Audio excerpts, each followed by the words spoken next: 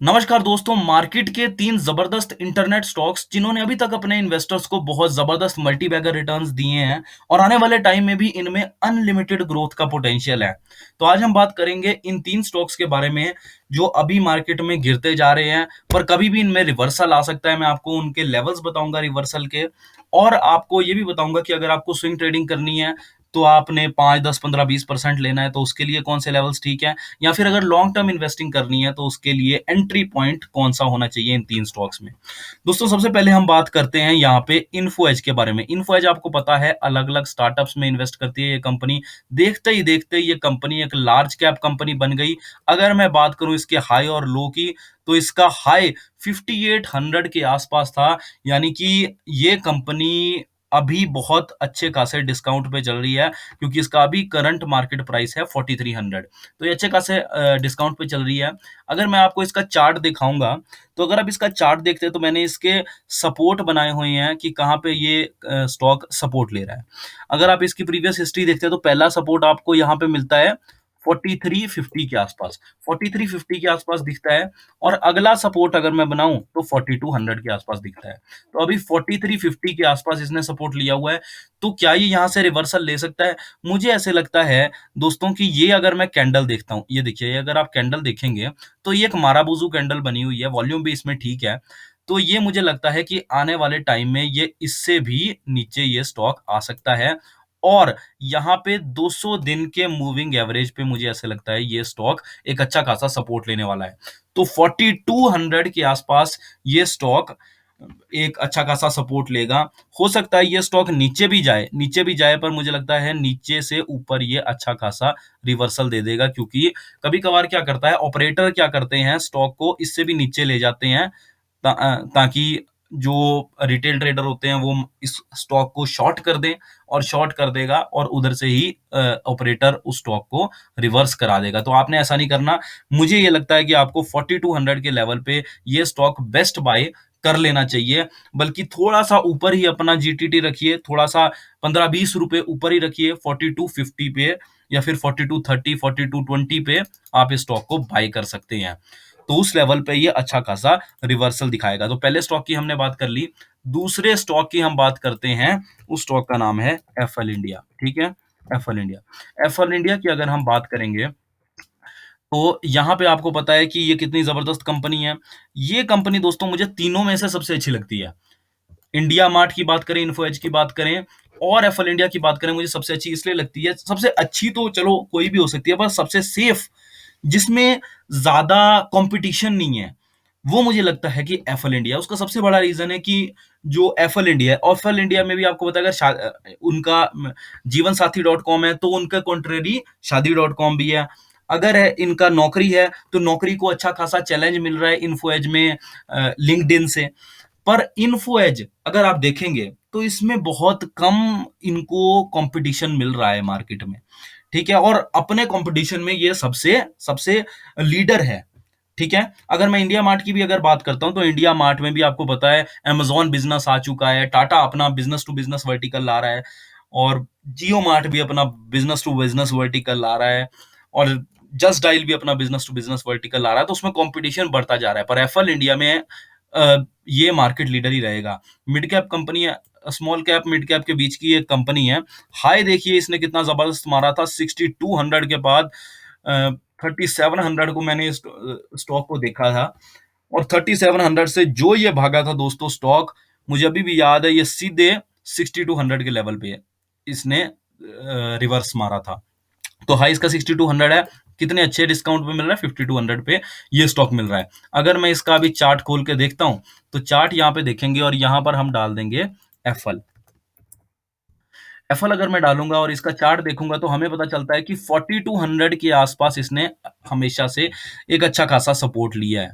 तो 4200 के आसपास इसने सपोर्ट लिया है, मुझे लगता है कि ये स्टॉक यहाँ पे भी बड़ी मुश्किल से आया है क्योंकि इसमें क्यूआईपी आया था और क्यूआईपी जो आया था इसमें वो क्यूआईपी 5200 के आसपास आया था, तब उस रीज़न की वजह से ये स्टॉक यहाँ पे बहुत बुरे तरीके से गिरा था। तो मुझे लगता है 5200 इसका अच्छा खासा सपोर्ट है। अगर आप इसमें इस लेवल पे एक अच्छा खासा पैसा डाल सकते हैं क्योंकि यहाँ से भी ये एक रिवर्सल लेने को तैयार हो सकता है स्टॉक अपर के लिए। यहाँ पे ऐसे एरो बना दिया मैंने। तो यहाँ पे आप देख सकते हैं 5200 के लेवल पे इसका अच्छा खासा सपोर्ट है। नहीं तो दूसरा सपोर्ट तो इसका 100 डे मूविंग एवरेज के आसपास ही है।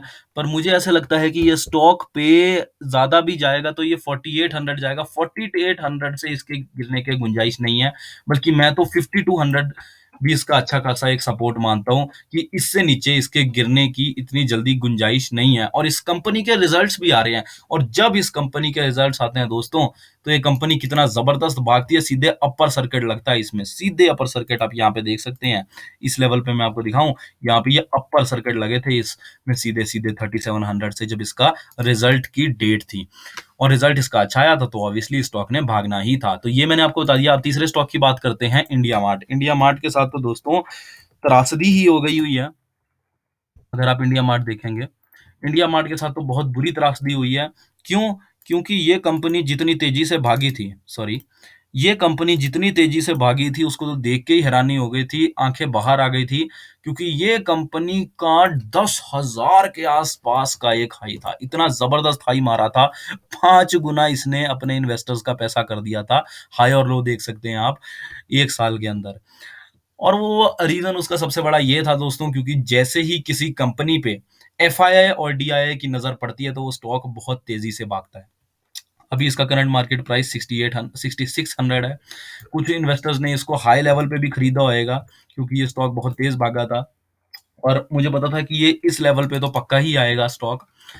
मैंने अपनी प्रीवियस वीडियोस में भी अगर आप देखेंगे तो उसमें बता दिया था कि ये स्टॉक 200 डे के मूविंग एवरेज पे आने की पूरी पूरी चांसेस हैं। तो अब आ जाते हैं इंडिया मार्ट के चार्ट पे। अब आप इस चार्ट में देख सकते हैं कि इस कंपनी के रिजल्ट्स की डेट अनाउंस हुई थी, और जब इस कंपनी के रिजल्ट्स की डेट अनाउंस हुई थी ये कंपनी ऐसे भागी थी। और यहाँ पर इस कंपनी के जो रिजल्ट्स आए थे तो मेरे को पता चल गया था कि इसके रिजल्ट्स खराब आए हैं, जिसकी वजह से ये स्टॉक गिरने वाला है। तो अगले दिन उठ के ही जैसे मैं उठा और 9 बजे मैंने इस पे मार्केट ऑर्डर लगा दिया था, 9 बजे प्री मार्केट ऑर्डर लगा दिया था, और इसकी बहुत तगड़ी गैप डाउन ओपनिंग हुई थी 8400 पे, और मेरा ऑर्डर 8400 पे सेल हो गए थे स्टॉक्स, और प्रॉफिट बुक हो गया था।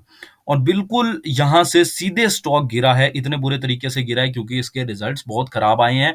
और चलो, रिजल्ट्स तो दोस्तों खराब आते ही हैं, उसमें कोई दिक्कत नहीं, क्योंकि हर स्टॉक के अप डाउन तो होते रहते हैं रिजल्ट्स। पर दिक्कत कहाँ पे आती है? दिक्कत सिर्फ एक जगह आती है कि कंपनी ओवर वैल्यूड थी, हद से ज्यादा ओवर वैल्यूड थी। इंटरनेट कंपनीज बहुत ज्यादा ओवर वैल्यूड होती हैं, जिसकी वजह से ये भी एक बहुत ही ओवर वैल्यूड कंपनी थी।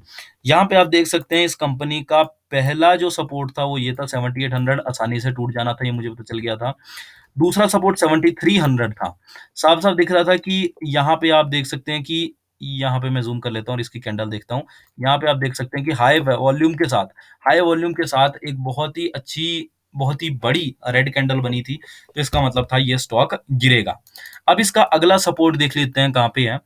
तो आप देख सकते हैं, यहाँ पे मैं इसको बनाता हूँ, इस लेवल के आसपास आप देख सकते हैं इसका अच्छा खासा सपोर्ट लेवल है। अब मुझे लगता है कि ये जो है, ये इसका लास्ट लेवल होएगा जिस लेवल से ये रिवर्सल मारेगा। ये स्टॉक इस लेवल से रिवर्स करेगा। उसका 2 रीज़न्स है। पहली बात तो इसका अच्छा खासा सपोर्ट इस लेवल पे है।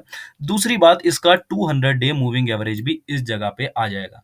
तो अपने 200 डे के मूविंग एवरेज के आसपास ये स्टॉक वापस रिवर्स लेगा, तो तब आप इस स्टॉक को बाय कर सकते हैं और अच्छा खासा एक अप ट्रेंड को एन्जॉय कर सकते हैं। 200 दिन के मूविंग एवरेज से ये नीचे ज़्यादा जाएगा नहीं, जैसे मैंने आपको बताया, जाएगा भी तो ये उधर से ही रिवर्स मार देगा।